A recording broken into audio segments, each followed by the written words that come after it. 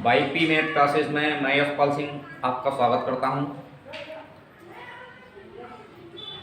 देखिए, आज हम कई दिनों के बाद अपने इस YouTube चैनल पर वापस आए हैं।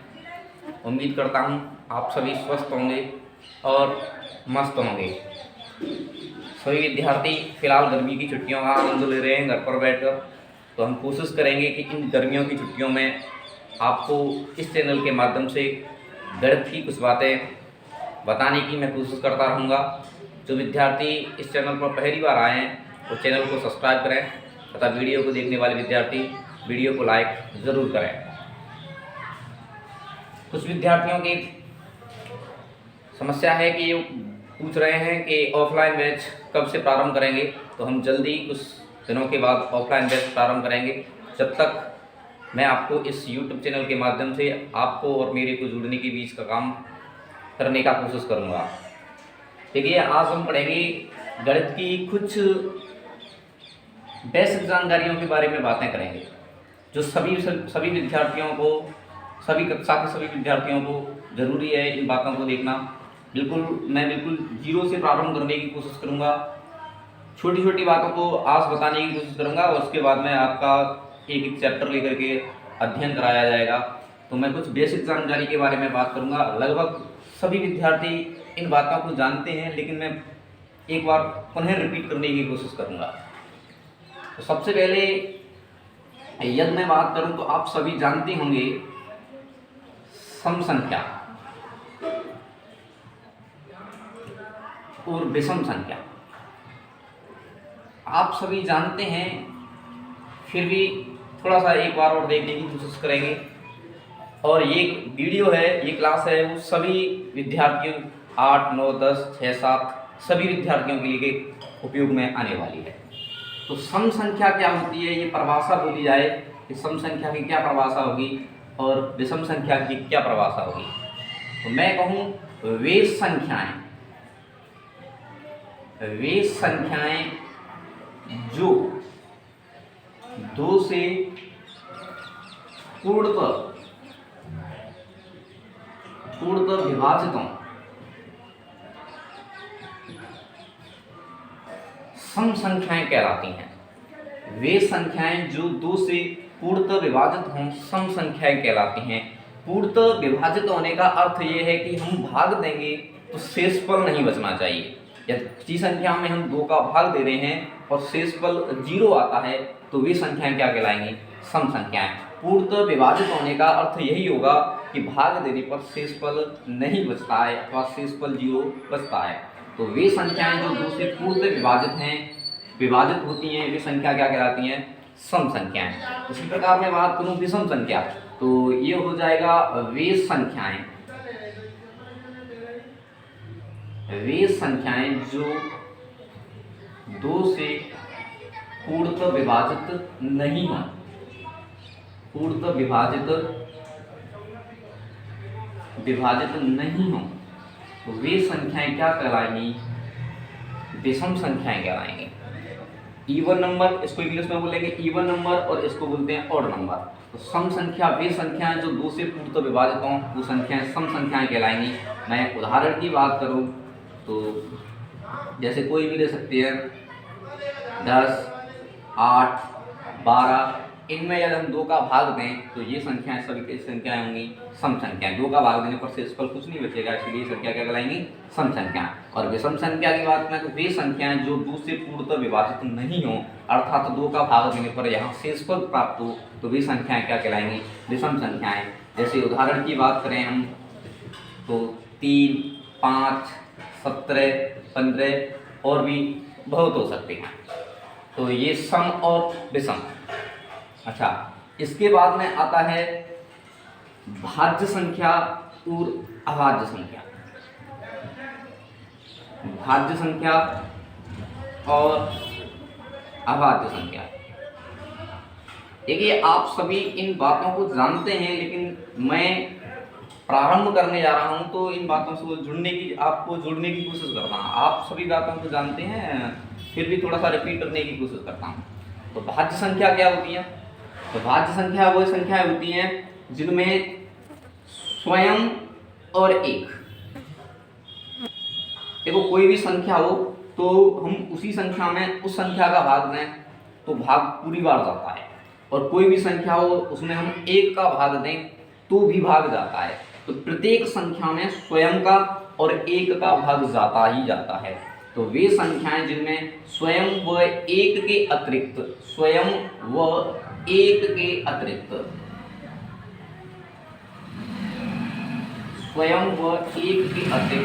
अन्य किसी संख्या का भाग जाता है, अन्य किसी संख्या का भाग जाता है, तो वह संख्या क्या कहलाती है? भाज्य संख्या कहलाती है। स्वयं व 1 के अतिरिक्त अन्य किसी संख्या का भाग जाता है तो वह संख्या भाज्य संख्या कहलाती है। और ऐसे ही अभाज्य की बात करें तो स्वयं व 1 के अतिरिक्त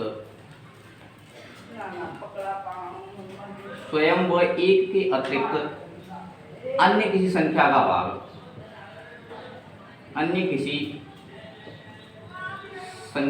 भाग नहीं जाता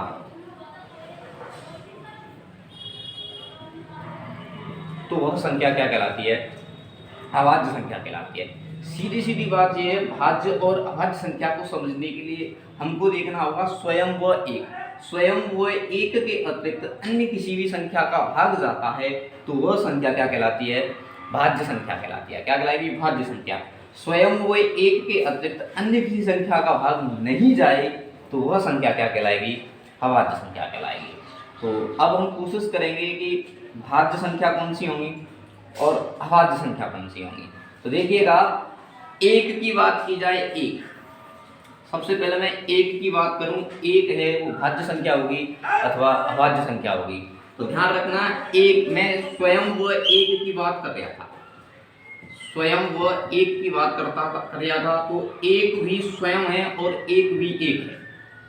स्वयं व 1 के अतिरिक्त अन्य की संख्या का भाग जाता है तो भाज्य, और नहीं जाता है तो अभाज्य। तो 1 भी स्वयं हो रहा है और 1 भी 1 हो रहा है, इसीलिए 1 को, ये बात विशेष ध्यान रखना, 1 को ना तो भाज्य में शामिल करते हैं और ना ही अभाज्य में शामिल करते हैं। तो इस बात को एक महत्वपूर्ण पॉइंट है, इसको नोट कर सकते हो आप। 1 ना तो भाज्य संख्या है और न ही अभाज्य संख्या है। 1 को हम ना भाज्य में शामिल करते हैं ना ही अभाज्य में शामिल करते हैं। यदि भाज्य और अभाज्य की बात की जाए तो 1 ना इसमें आएगा ना इसमें आएगा। उम्मीद है कि ये सभी बातें आपको समझ में आ रही होंगी, और सभी विद्यार्थियों से या वीडियो को देखने वालों से मैं निवेदन करूंगा कि वो अपने सभी ग्रुपों में शेयर करें ताकि इसका लाभ अधिक से अधिक विद्यार्थी उठा पाएं। 1 ना तो भाज्य संख्या है और ना ही अभाज्य संख्या है। और अब बात की जाए देखो 2 की, 2 को देखते ही सभी के दिमाग में भाज्य संख्या आता है। ये तो कौन सी संख्या होगी? भाज्य संख्या होगी। 2 को देखते ही ये दिमाग में आता है भाज्य संख्या होगी, लेकिन मैंने परिभाषा बताई है, आप परिभाषा को देखते हुए सोचो। स्वयं व 1 के अतिरिक्त 2 में कौन सी संख्या का भाग जा रहा है? 2 में 2 का जा सकता है और 1 का जा सकता है, बाकी की अन्य किसी संख्या का भाग नहीं जा रहा है। तो भैया मैंने क्या बताया? स्वयं व 1 के अतिरिक्त, तो देखो केवल 2 का जा रहा है भाग तो स्वयं है, और 1 के अतिरिक्त अन्य किसी संख्या का भाग नहीं जा रहा है, इसीलिए 2 क्या होगी? अभाज्य संख्या। 2 क्या होगी? अभाज्य संख्या। मैं एक बार फिर मैं रिपीट करूं, मैंने बोला था स्वयं व 1 के अतिरिक्त अन्य किसी संख्या का भाग जाता है तो भाज्य और नहीं जाता है तो अभाज्य। 2 में हम भाग देंगे तो 1 का जा रहा है और 2 का जा रहा है, तो 1 और 2 स्वयं हो गया और 1 हो गया। स्वयं व 1 के अतिरिक्त अन्य किसी संख्या का भाग नहीं जाता है, इसीलिए 2 क्या होगी? अभाज्य संख्या होगी। इसी प्रकार मैं 3 पर चर्चा करूं तो 3 में किसका भाग जाएगा? 1 का जाएगा और 3 का ही जाएगा, इसीलिए 3 भी क्या होगी? आपकी अभाज्य संख्या होगी। क्या होगी? अभाज्य संख्या। अब ऐसे ही मैं चर्चा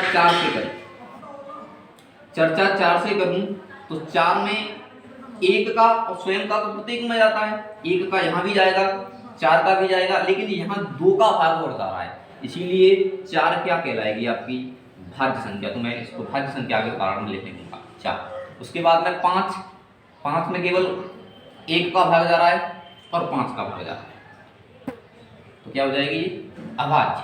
6 की बात की जाए, 6 में 2 का भी भाग जाएगा, 3 का भी भाग जाएगा, इसीलिए 6 क्या हो जाएगी भाज्य संख्या हो जाएगी। उम्मीद करता हूँ ये सभी बातें आपकी समझ में आ रही होंगी। समझ में आ रही है तो एक बार अपने सभी मित्रों के साथ में इसको शेयर अवश्य करें। तो देखिए अब मेरा प्रश्न बनता है, बताइए सबसे छोटी भाज्य संख्या क्या होगी। सबसे छोटी भाज्य संख्या क्या होगी? तो सबसे छोटी भाज्य संख्या क्या होगी?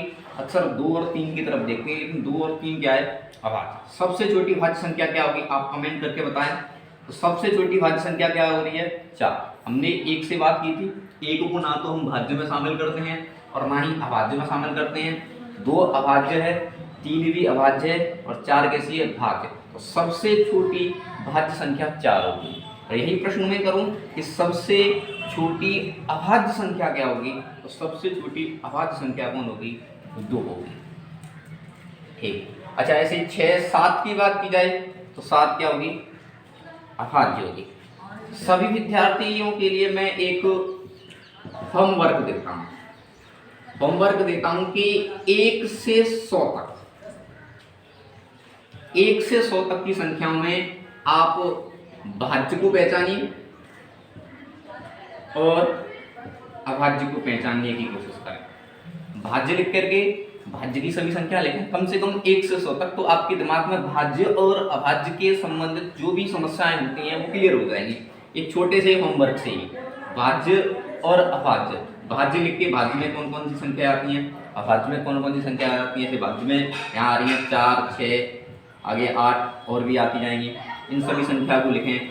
और 9 भी भाज्य में होगा और अभाज्य में ये आ रही हैं 2 3 5 7, इन संख्याओं को 1 से 100 तक ऐसे आप अपनी पुस्तक में होमवर्क के रूप में इस काम को करें, तो अभाज्य और भाज्य वाली समस्याएं दूर हो जाती है। ठीक, हाँ एक और पॉइंट जो मैं लिखने की कोशिश कर सकते हो आप, सबसे छोटी लिख सकते हो इन चीजों को आप। सबसे छोटी अभाज्य संख्या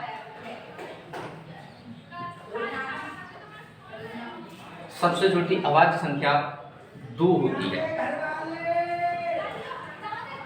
सबसे छोटी अभाज्य संख्या 2 होती है और सबसे छोटी भाज्य संख्या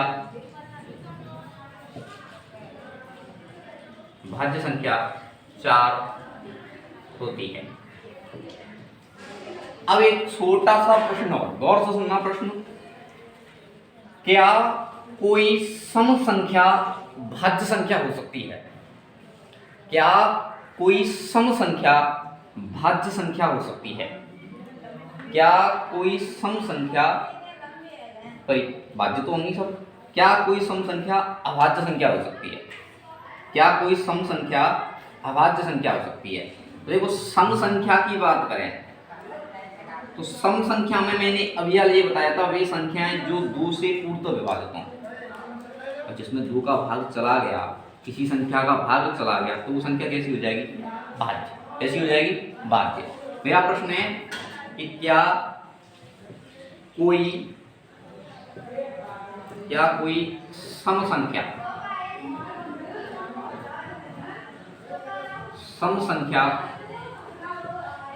अभाज्य संख्या हो सकती है?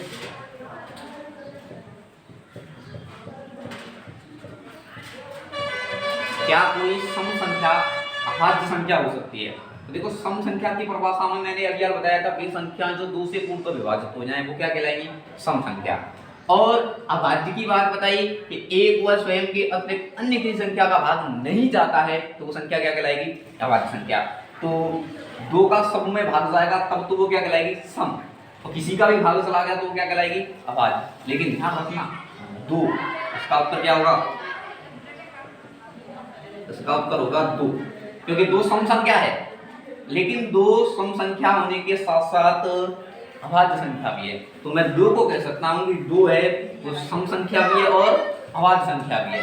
2 के अतिरिक्त अन्य कोई सम संख्या, 2 के अतिरिक्त अन्य कोई सम संख्या अभाज्य संख्या नहीं होगी। 2 के अतिरिक्त अन्य कोई सम संख्या होगी उसमें 2 का भाग जा रहा होगा, तो इसीलिए वो कैसी संख्या हो जाएगी, फिर वो अभाज्य संख्या हो जाएगी। अच्छा, अब देखिएगा इसके बाद में एक संख्या और आती है सह अभाज्य संख्या। सह अभाज्य संख्या, उम्मीद करता हूँ ये सभी बातें आपकी समझ में आई होंगी। तो वीडियो को देखने वाले एक बार वीडियो को लाइक ज़रूर करें। चैनल जिन्होंने सब्सक्राइब नहीं किया है वो चैनल को सब्सक्राइब करें तथा अपने अन्य मित्रों के साथ में शेयर अवश्य करें। धन्यवाद।